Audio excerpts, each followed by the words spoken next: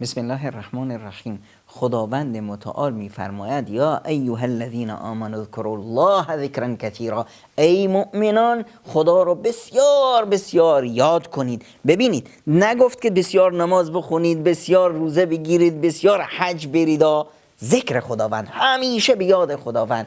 دو اصول و دو راه برای رسیدن به محبت خداوند متعال: اذکرونی اذکرکم، فاذکرونی اذکرکم. منو یاد کنید، من شما رو یاد میکنم. واشکروا ولا تکفرون، و شکر من رو به جا بیارید و کفران نعمت نکنید.